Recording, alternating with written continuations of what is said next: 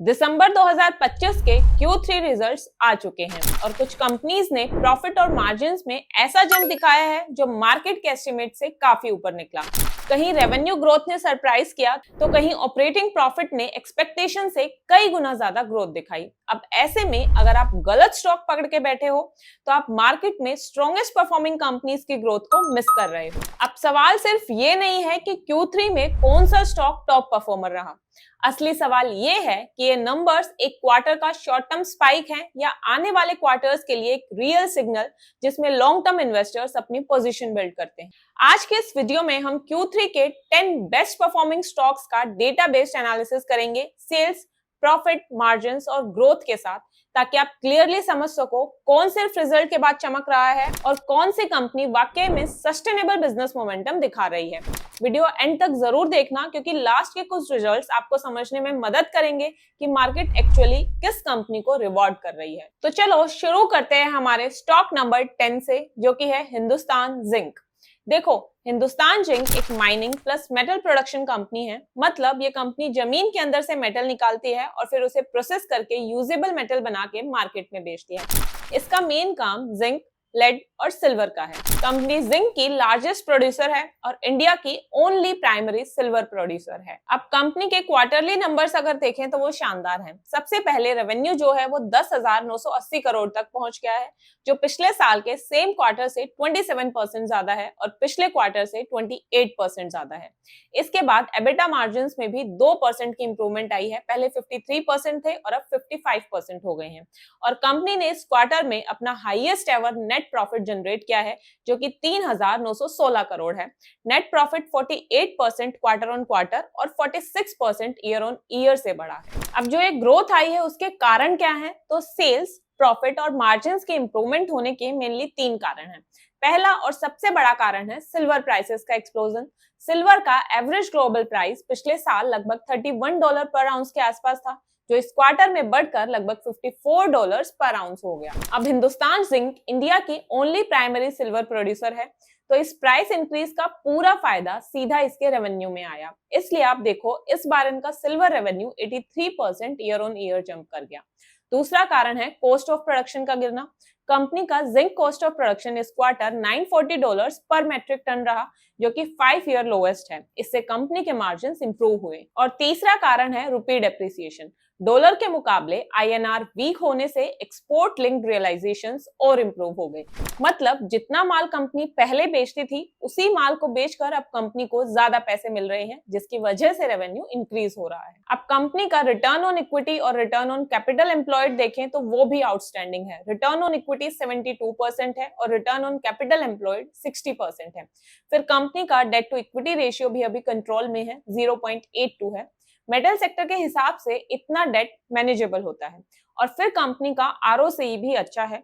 तो डेट लेके अगर कंपनी ज्यादा रिटर्न्स कमा रही है तो डेट बुरी चीज नहीं है। इसके बाद अब कंपनी का PE रेशियो देखें तो वो अभी 25 है, जो इसके पिछले 5 साल के मीडियन PE 16 से हाई है। अब PE रेशियो इसका ज्यादा इसलिए है क्योंकि कंपनी के मार्जिन हाई हैं, रिटर्न ऑन इक्विटी आउटस्टैंडिंग है, डेट भी कंट्रोल में है। तो कंपनी को मार्केट थोड़ी प्रीमियम वैल्यूएशंस दे रही है। अब आता है हमारा 9th स्टॉक, जो कि है SML महिंद्रा। SML महिंद्रा बस और ट्रक्स बनाती है। पहले कंपनी का नाम SML आइसुजू था, क्योंकि आइसुजू मोटर्स, जो कि एक जापानीज कंपनी है, इसका हिस्सा था कंपनी में। लेकिन अगस्त 2025 से महिंद्रा एंड महिंद्रा ने इसका मेजॉरिटी स्टेक ले लिया है और अब ये कंपनी महिंद्रा ग्रुप की सब्सिडियरी बन चुकी है। अब अगर क्वार्टरली नंबर्स देखें तो कंपनी का रेवेन्यू दिसंबर 2025 के क्वार्टर में 539 करोड़ हो चुका है, जो दिसंबर 2024 वाले क्वार्टर के मुकाबले 62% ईयर ऑन ईयर ग्रोथ है। इस रेवेन्यू में मेजर कंट्रीब्यूशन बसेस का है, क्योंकि कंपनी का करीब 73% रेवेन्यू बसेस की सेल से ही आता है और करीब 21% ट्रक्स की सेल्स। अब मार्जिन्स अगर देखें तो वो दिसंबर 2024 वाले क्वार्टर में 2% से इंप्रूव हुए हैं और अभी 8% है। और नेट प्रॉफिट जो है वो बढ़ के 18 करोड़ हो गया है, जो दिसंबर 2024 में सिर्फ 1 करोड़ था। अब नोटिस करने वाली बात यहाँ पर ये है कि सेल्स तो कंपनी के 62% से बढ़ी हुई है, पर प्रॉफिट 18 टाइम्स हो गया। तो ऐसा इसलिए हुआ क्योंकि कंपनी के मार्जिन दिसंबर 2024 क्वार्टर के मुकाबले 2% से बढ़े हैं। जनरली इस कंपनी का दिसंबर क्वार्टर थोड़ा वीक रहता है। जैसे दिसंबर 2024 में मार्जिन 6% थे, 2023 में भी 6% थे और 2022 में भी सिर्फ 5% थे। लेकिन इस क्वार्टर में कंपनी ने मार्जिन्स को इंप्रूव किया है और 8% तक लेके गए हैं, इसलिए प्रॉफिट इतना ड्रास्टिकली बढ़ा है। अब कंपनी का रिटर्न ऑन कैपिटल एम्प्लॉयड देखें तो वो 27.1% है, जो कि अपने कॉम्पिटिटर्स के कंपैरिजन में बहुत बढ़िया है। Average return on capital employed industry का 14.26% है और कंपनी का 27%, मतलब इंडस्ट्री से डबल है। इसके बाद की पोजीशन और देखें तो कंपनी ने अपनी बोरोइंग्स को पिछले क्वार्टर के कंपैरिजन में थोड़ा कम किया है। जैसे मार्च 2025 में 327 करोड़ की थी, जो कम होकर सितंबर 2025 तक 254 करोड़ पे आ गई, करीब 22% से कम हुई है। कंपनी का overall debt to equity ratio भी कंफर्टेबल लेवल पर है, अभी 0.57 है, जो कि ठीक है। फिर इसके बाद कंपनी के वैल्यूएशंस देखें तो कंपनी का पी रेशियो अभी 33.56 है, जो इसके इंडस्ट्री एवरेज से कम है। अभी इंडस्ट्री का मीडियन पी 36 के करीब है। अब अगर आप सबको ये सारा डेटा फ्यूचर रेफरेंस के लिए एक ही जगह असेंबल्ड चाहिए एक पीडीएफ फॉर्म में, तो आप मेरे चैनल पर जाकर ज्वाइन बटन पर क्लिक करके मेंबरशिप ज्वाइन कर सकते हो, जिसमें मैं आपको एवरी वीक आने वाली वीडियोस का कंप्लीट डेटा प्लस कुछ और एक्सक्लूसिव डेटा जो वीडियोस में कवर्ड नहीं है, वो सब एक पीडीएफ फाइल में प्रोवाइड करूँ। अब चलते हैं हमारे 8th स्टॉक पर, जो कि है सीएट लिमिटेड। सीएट को आप सब जानते ही हो कि कंपनी टायर्स बनाती है। अब कंपनी की इस क्वार्टर की परफॉर्मेंस देखें तो रेवेन्यू 26% से बढ़ा है year on year. EBITDA margins में भी करीब 3.2% की इंप्रूवमेंट आई है और कंपनी का नेट प्रॉफिट 60% से बढ़ा। 2025 के क्वार्टर 3 में नेट प्रॉफिट 97 करोड़ था और इस बार 155 करोड़ हो गया। और अगर हम इस ईयर की पहले 3 क्वार्टर्स की कंबाइंड परफॉर्मेंस भी देखें तो वो भी इंप्रेसिव है। रेवेन्यू 17% से बढ़ा है पिछले साल के कंपैरिजन में, एबिटा मार्जिन 1.5% से इंप्रूव हुए हैं और नेट प्रॉफिट 21% से बढ़े हैं। अब कंपनी के नंबर्स में जो इंप्रूवमेंट आई है उसके पीछे मेनली 3 कारण हैं। सबसे पहला, कंपनी ने strong volume led growth deliver की है। मतलब कंपनी ने सिर्फ प्राइस हाइक करके प्रॉफिट नहीं कमाया, बल्कि एक्चुअल में टायर्स की सेल्स बढ़ी है, खासकर रिप्लेसमेंट सेगमेंट और इंटरनेशनल बिजनेस। दूसरा मेन कारण है इंटरनेशनल बिजनेस की रिकवरी।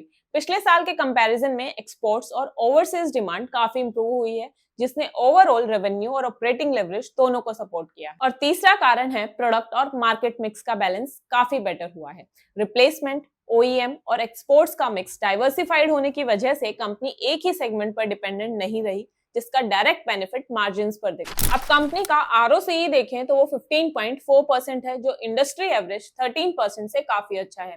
इंडस्ट्री के जो कंपटीटर्स हैं जैसे कि एमआरएफ, अपोलो टायर्स, जेके टायर्स, गुडईयर्स, इन सब का आरओसीई 11 से 13% के बीच में है। इसका मतलब सीएट अपनी कैपिटल का यूज अपने कॉम्पिटिटर्स से बेटर कर रहा है। और वैसे भी tyre industry capital intensive industry है और इसमें 15% का आरओसीई एक हेल्दी साइन माना जाता है। इसके बाद डेट की पोजीशन देखें तो कंपनी का डेट टू इक्विटी रेशियो अभी 0.68 है। इसका मतलब कंपनी के पास डेट तो है, लेकिन ऐसा नहीं है कि बहुत ज्यादा हो। टायर इंडस्ट्री में रॉ मटेरियल महंगा होता है और वर्किंग कैपिटल भी ज्यादा लगती है, इसलिए थोड़ा डेट होना नॉर्मल और एक्सेप्टेबल है। तो 0.68 का debt to equity ratio comfortable. इसके बाद वैल्यूएशंस देखें कि अभी स्टॉक सस्ता ट्रेड कर रहा है या महंगा, तो कंपनी का पी रेशियो अभी 24.2 है, जो इंडस्ट्री के मीडियन पी 29 से कम है। मतलब स्टॉक अभी महंगा तो नहीं है।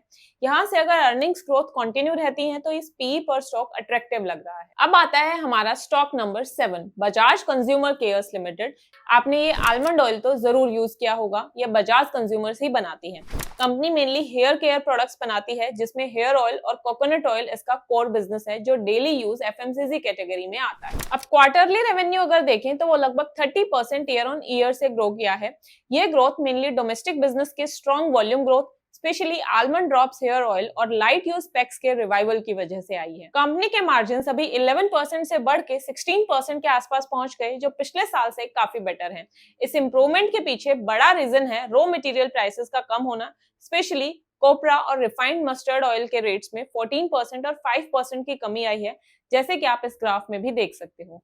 फिर नेट प्रॉफिट जो है वो पिछले साल के 25 करोड़ से बढ़ के 40 करोड़ पहुंच गया है, करीब 84% की ग्रोथ। इसके बाद आरओई और आरओसीई भी हेल्दी रेंज में है, 15% और 19%।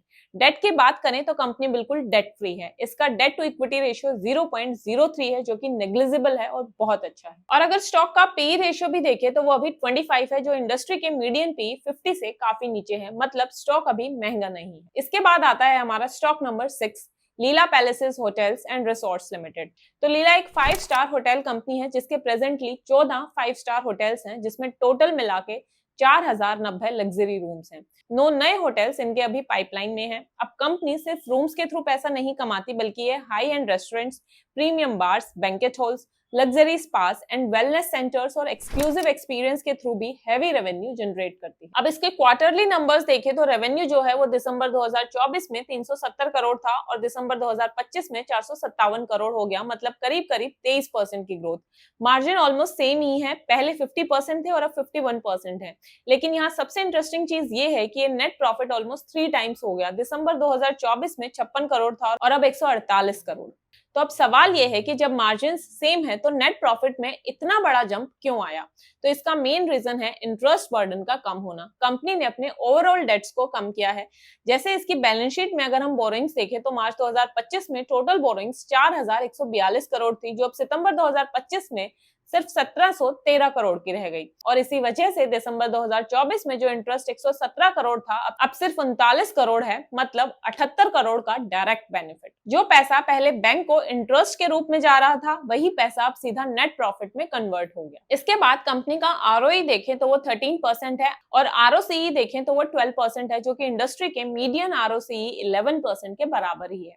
फिर लास्ट में कंपनी के वैल्यूएशंस और देखें तो इसका पी रेशियो भी 38.5 है, जो कि इंडस्ट्री के मीडियन पी 32 से थोड़ा सा ज्यादा है। अब अगर आप सबको ये सारा डेटा फ्यूचर रेफरेंस के लिए एक ही जगह असेंबल्ड चाहिए एक पीडीएफ फॉर्म में, तो आप मेरे चैनल पर जाकर ज्वाइन बटन पर क्लिक करके मेंबरशिप ज्वाइन कर सकते हो, जिसमें मैं आपको एवरी वीक आने वाली वीडियोस का कंप्लीट डेटा प्लस कुछ और एक्सक्लूसिव डेटा जो वीडियोस में कवर्ड नहीं है, वो सब एक पीडीएफ फाइल में प्रोवाइड करूं। इसके बाद हमारा 5th स्टॉक है एटलांटा इलेक्ट्रिकल्स। ये कंपनी पिछले 30 सालों से पावर सेक्टर के लिए काम कर रही है और मेनली ट्रांसफॉर्मर्स मैन्युफैक्चर करती है। इनके transformers electricity transmission distribution, solar wind projects और लार्ज इंडस्ट्रियल यूज के लिए होते हैं। नंबर्स अगर देखें तो इस क्वार्टर में कंपनी का रेवेन्यू 471 करोड़ रहा, जो पिछले साल के सेम क्वार्टर के मुकाबले लगभग 79% ईयर ऑन ईयर ग्रोथ दिखाता है।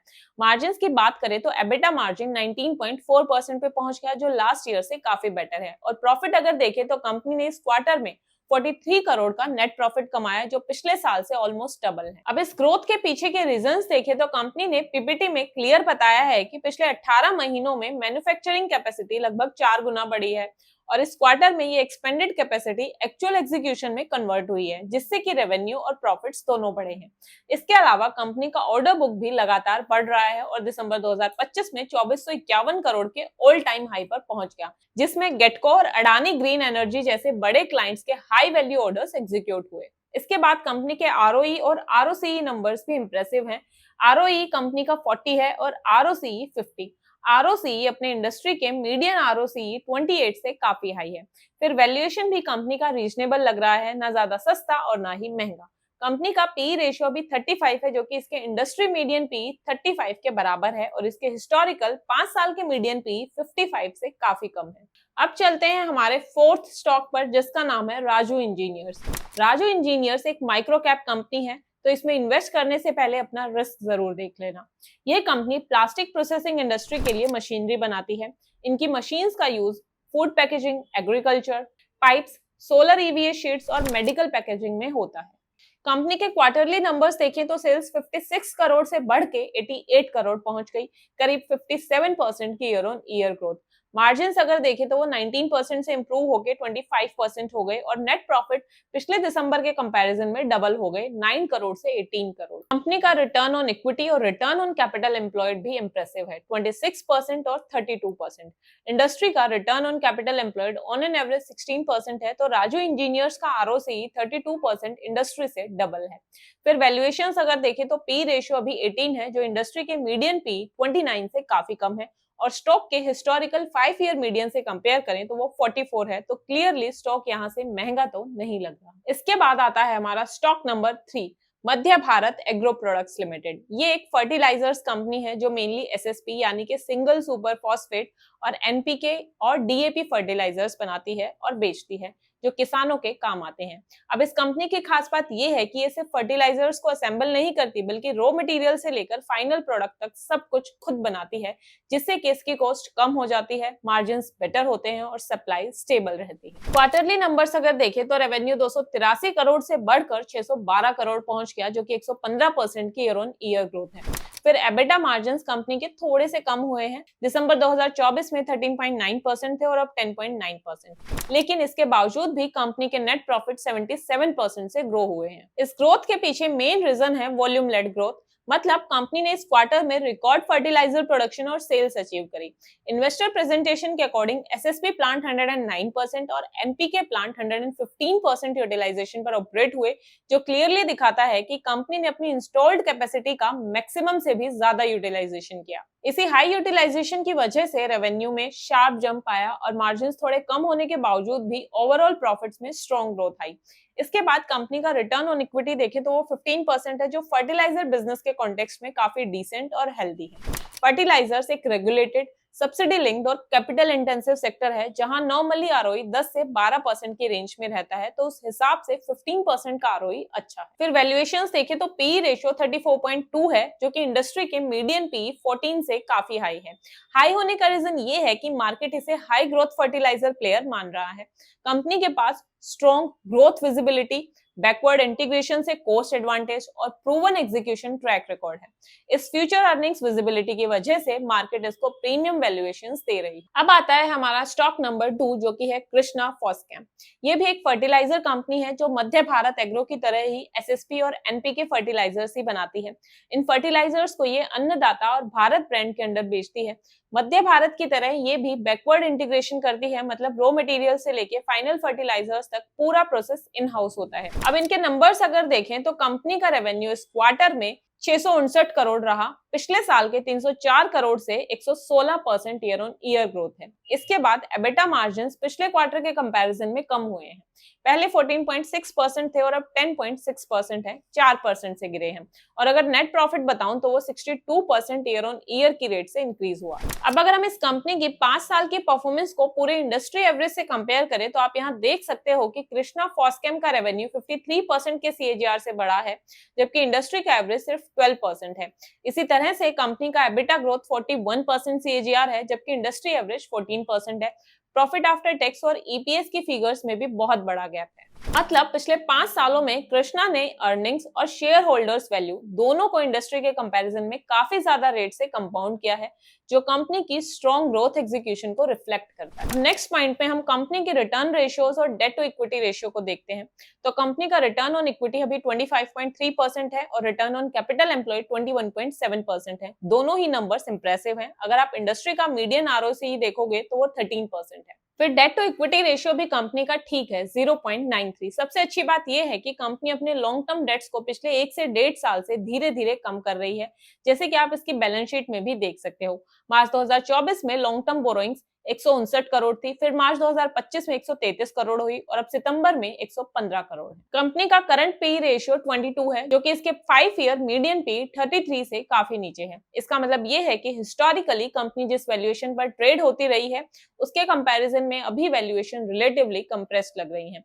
वहीं अगर इंडस्ट्री मीडियन पी 14 से कंपेयर करें तो कंपनी का पी इंडस्ट्री से प्रीमियम पर ट्रेड कर रहा है। मतलब वैल्यूएशन इंडस्ट्री से महंगी है लेकिन कंपनी के खुद के हिस्टोरिकल एवरेज से नीचे है। अब अगर आप सबको ये सारा डेटा फ्यूचर रेफरेंस के लिए एक ही जगह असेंबल्ड चाहिए एक पीडीएफ फॉर्म में, तो आप मेरे चैनल पर जाकर ज्वाइन बटन पर क्लिक करके मेंबरशिप ज्वाइन कर सकते हो, जिसमें मैं आपको एवरी वीक आने वाली वीडियोस का कंप्लीट डेटा प्लस कुछ और एक्सक्लूसिव डेटा जो वीडियोस में कवर्ड नहीं है वो सब एक पीडीएफ फाइल में प्रोवाइड करूंगी। अब बचता है हमारा लास्ट स्टॉक, यानी कि स्टॉक नंबर 1, जो कि एक माइक्रो कैप कंपनी है, जीएम ब्रूअरीज।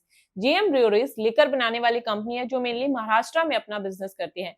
कंपनी का कोर फोकस देसी शराब यानी कि कंट्री लिकर पर है, जहां डिमांड हमेशा स्टेबल रहती है और वॉल्यूम का गेम होता है। अब इस क्वार्टर में कंपनी का रेवेन्यू लगभग 22% की रेट से इंक्रीज हुआ है, दिसंबर 2024 में 166 करोड़ से बढ़कर दिसंबर 2025 में 202 करोड़ हो गया। ऐसे ही मार्जिन में भी अच्छी इंप्रूवमेंट आई है। पहले मार्जिन 18% थे और अभी 26% है। इसके बाद नेट प्रॉफिट देखें तो दिसंबर 2024 के 22 करोड़ से बढ़कर दिसंबर 2025 में 42 करोड़ हो गया, यानी लगभग 90% की ईयर ऑन ईयर ग्रोथ। इसके बाद अगर कंपनी के रिटर्न रेशियोज देखें तो पिक्चर और क्लियर हो जाती है। जीएम ब्रूअरीज का रिटर्न ऑन इक्विटी 14.6% है, जो एक लिकर माइक्रो कैप के लिए डिसेंट माना जाता है। मतलब कंपनी शेयर होल्डर्स के पैसों पर ठीक ठाक रिटर्न जनरेट कर रही है। साथ ही रिटर्न ऑन कैपिटल एम्प्लॉयड 18.1% है, जो बताता है कि कंपनी अपने टोटल कैपिटल को काफी एफिशिएंटली यूज कर रही है। सबसे बड़ी पॉजिटिव बात यह है कि कंपनी बिल्कुल डेट फ्री है, यानी इंटरेस्ट का कोई प्रेशर नहीं है। इसी वजह से जो भी ऑपरेटिंग प्रॉफिट बनता है उसका ज्यादा हिस्सा सीधा नेट प्रॉफिट में कन्वर्ट होता है। अगर वैल्यूएशंस देखें तो जीएम ब्रूअरीज का पीई रेशियो 13 है, जो उसके 5 ईयर मीडियन पीई 11.8 के आसपास ही चल रहा है। मतलब कंपनी अपने हिस्टोरिकल वैल्यूएशन से ज्यादा महंगी नहीं लग रही, बल्कि लगभग फेयर प्राइस पर ट्रेड कर रही है। अब इसको इंडस्ट्री से कंपेयर करें तो पिक्चर और इंटरेस्टिंग हो जाती है, क्योंकि लिकर इंडस्ट्री का एवरेज पीई लगभग 33 के आसपास है। इस वजह से जीएम ब्रूअरीज का स्टॉक काफी डिस्काउंटेड वैल्यूएशंस पर मिल रहा है। इसका मेन रीजन ये हो सकता है कि कंपनी माइक्रो कैप है, बिजनेस लार्जली एक ही स्टेट यानी कि महाराष्ट्र तक ही कंसंट्रेटेड है और ब्रांड पावर बड़ी लिकर कंपनीज जैसी नहीं। अब यहाँ पर एक बात मैं आप सबके लिए ये क्लियर करना चाहती हूँ कि जो मैंने ये स्टॉक नंबर्स बोले यानी कि 1 to 10, इसका मतलब ये नहीं है कि स्टॉक नंबर 1 सबसे अच्छा है और स्टॉक नंबर 10 सबसे बुरा है। इन स्टॉक्स को मैंने ऐसे रेंडमली ही सेट किया है, तो सभी स्टॉक्स अपनी अपनी इंडस्ट्री में अपनी अपनी लाइन में बेस्ट है। तो ये थी वो 10 कंपनीज जिनकी परफॉर्मेंस इस क्वार्टर के रिजल्ट्स में बहुत अच्छी रही है। आपको ये वीडियो कैसी लगी मुझे कमेंट्स में जरूर बताना। Thank you so much for watching. See you guys in next video. Till then, happy investing.